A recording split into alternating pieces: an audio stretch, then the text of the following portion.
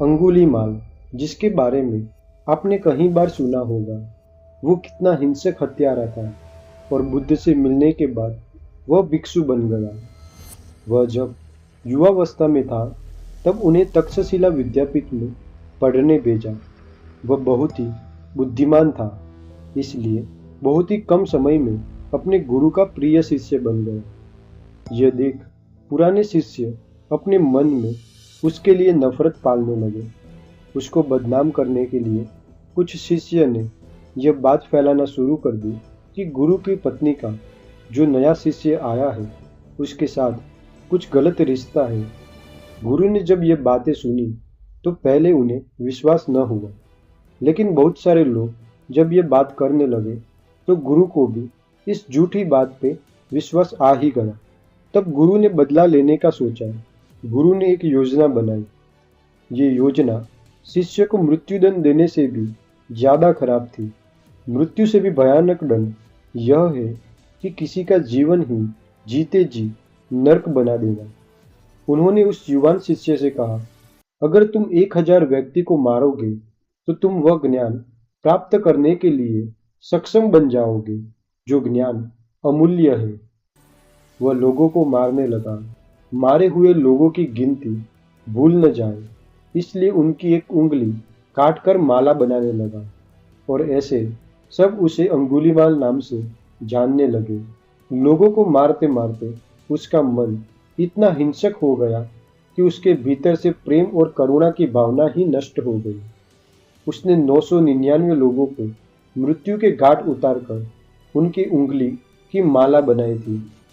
अब सिर्फ एक व्यक्ति की उसको जरूरत थी और उसका प्रण पूरा हो जाएगा और वो अमूल्य ज्ञान को उपलब्ध हो जाएगा। राज्य के राजा ने कई बार अंगुलीमाल को पकड़ने के लिए सैनिक भेजे थे, लेकिन उसने सैनिकों की भी बड़ी बेरहमी से हत्या कर दी थी।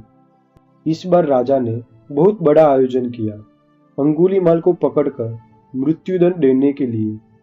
जब यह बात अंगुलीमाल की माता को पता चली, वह अपने पुत्र प्रेम की विवशता के कारण जंगल में अपने पुत्र को ढूंढने चले गए। बुद्ध एक गांव में भिक्षाटन करने गए। तब गांव के सभी लोग अपने अपने घर में छुपे हुए थे। तब भिक्षा देते हुए एक व्यक्ति ने बुद्ध को बताया, अंगुलीमाल जिसने 999 लोगों को मार दिया है, वह अंतिम व्यक्ति की खोज में है। यह सुनकर बुद्ध अंगुलीमाल जहाँ रहता था उस जंगल की ओर चलने लगे। व्यक्ति ने उन्हें रोकने का प्रयास किया। बुद्ध, वो पागल हत्यारा है। वह हत्या करने से पहले एक बार भी नहीं सोचेगा कि आप कौन हो।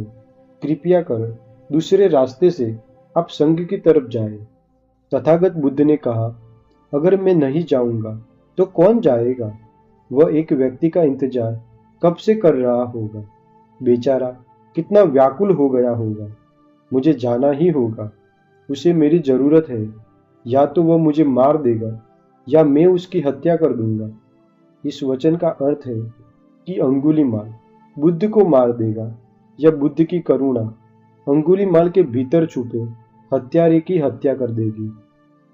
जब बुद्ध जंगल से गुजर रहे थे, अंगुलीमाल ने बुद्ध को अपनी तरफ आते हुए देखा। बुद्ध जैसे जैसे अंगुलीमाल के पास आ रहे थे, वैसे वैसे अंगुलीमाल के मन में करुणा उत्पन्न होने लगी। बुद्ध की चाल, बुद्ध का वो मौन, बुद्ध की निडर आंखें, बुद्ध का वो तेजस्वी चेहरा। अंगुलीमाल समझ नहीं पा रहा था कि यह क्या हो रहा है। एक व्यक्ति सामने से मरने आ रहा है, बस इसे मारकर वह अपना लिया हुआ प्रण पूरा कर लेगा। लेकिन अचानक मेरे मन में यह प्रेम की भावना क्यों उत्पन्न हो रही है, जबकि इस व्यक्ति को मैं जानता भी नहीं हूँ। मैंने इन्हें कभी देखा तक नहीं है। अंगुलीमाल अपने मन में हो रहे बदलाव को समझ नहीं पा रहा था। उसने कहा, भिक्षु, यहाँ से वापस लौट जाओ। एक कदम भी आगे मत बढ़ाना। मैं अंगुलीमाल हूँ, जिसने 999 लोगों की हत्या की है। मुझे बस एक और व्यक्ति की तलाश है। अगर मेरी माता भी मेरे सामने आ जाए तो मैं उसे भी मारकर अपना प्रण पूर्ण करूंगा। बुद्ध फिर भी चलते ही रहे। वो अंगुलीमाल के पास से गुजरकर आगे बढ़ने लगे। अंगुलीमाल उन्हें रोकने के लिए पीछे भागने लगा। बुद्ध चलकर आगे बढ़ रहे थे, जबकि अंगुलीमाल भाग रहा था। फिर भी वह बुद्ध के पास पहुंच नहीं पा रहा था। थक हार कर वो चिल्लाने लगा, हे भिक्षु, रुको, अभी के अभी रुक जाओ। बुद्ध ने अंगुलीमाल की तरफ देखा और कहा, मैं तो कभी का रुक चुका हूँ अंगुलीमाल, तुम भागे जा रहे हो। अंगुलीमाल बुद्ध की बात समझ नहीं पाया। उसने पूछा, भिक्षु, तुम चल रहे हो, मैं यहाँ थक के खड़ा हूँ और तुम मुझे कह रहे हो कि मैं चल रहा हूँ। बुद्ध अंगुलीमाल के पास आए और कहा, अंगुलीमाल, मैं तो बहुत पहले से रुक चुका हूँ। अब कोई नया कर्म नहीं बना रहा जिससे इस संसार चक्र में फिर से आगे बढ़ सकूं। मैं तो स्थिर हो चुका हूँ। आगे बुद्ध ने कहा, मैंने सुना कि तुम्हें एक और उंगली की जरूरत है। तुम मेरी हत्या कर मेरी उंगली काट दो, क्योंकि मुझे अब यह शरीर की कोई जरूरत नहीं। मेरा लक्ष्य पूर्ण हो चुका है।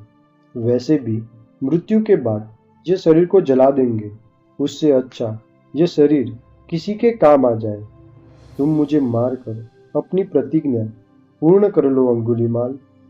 यह मेरे लिए अंतिम अवसर है कि मेरा शरीर किसी के काम आ जाएगा। अंगुलीमाल यह सुनकर चौंका। आप क्या कह रहे हो? मुझे लगा था कि मैं ही यहाँ का सबसे बड़ा पागल हूँ। ज्ञानी होने का ढोंग न करो, मैं अभी भी आपको मार सकता हूँ। लेकिन अंगुलीमाल भीतर ही भीतर पिघलते जा रहा था। बुद्ध की करुणा की तरंगे उसके हृदय को मानो पुनर्जीवित कर रही हो। तभी बुद्ध ने कहा, तुम मेरी हत्या करो, उसके पहले मरते हुए व्यक्ति की अंतिम इच्छा पूर्ण कर लो।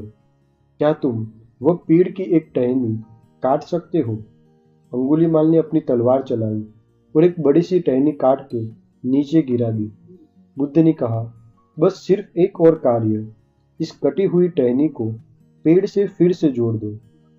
अंगुलीमाल ने कहा, आप मुझे पागल प्रतीत होते हो। मैं काट सकता हूँ, लेकिन जोड़ नहीं सकता। बुद्ध हंसे और कहा, जब तुम सिर्फ नष्ट करने में सक्षम हो और सर्जन तुम कर नहीं सकते हो, तो तुम्हें वह नष्ट भी नहीं करना चाहिए, क्योंकि किसी को नष्ट करना वीरता या साहस की बात नहीं है। यह तो एक छोटा बच्चा भी कर सकता है। अंगुलीमाल बुद्ध के चरणों में गिर पड़ा और कहा, शायद आप वही हो जिसके बारे में लोग मुझे बताते थे। वे मरते हुए बोलते थे कि तुम्हें बुद्ध ही सही मार्ग पे ला सकते हैं। क्या आप ही गौतम बुद्ध हो? कृपया कर मेरा पथ निर्देशक करें। आपके अस्तित्व के कारण मेरे रोम रोम में प्रेम अनुभव हो रहा है। मैं अफसोस की भावना से पीड़ित हो रहा हूँ। इतने सारे साल अंधकार में रहा, क्या अब मैं इस पाप कर्मों से बाहर निकल सकता हूँ? गौतम बुद्ध ने अंगुलीमाल को अपना भिक्षु बनाया और उसका नाम अहिंसक रखा। नेक्स्ट वीडियो में हम जानेंगे कि अहिंसक निर्वाण प्राप्त कर पाता है या नहीं, और कैसे कोई अपने पाप कर्म से मुक्त हो सकता है। क्या हम हमारे पुण्य कर्मों से किसी और व्यक्ति की सहायता कर सकते हैं? Thank you so much for watching.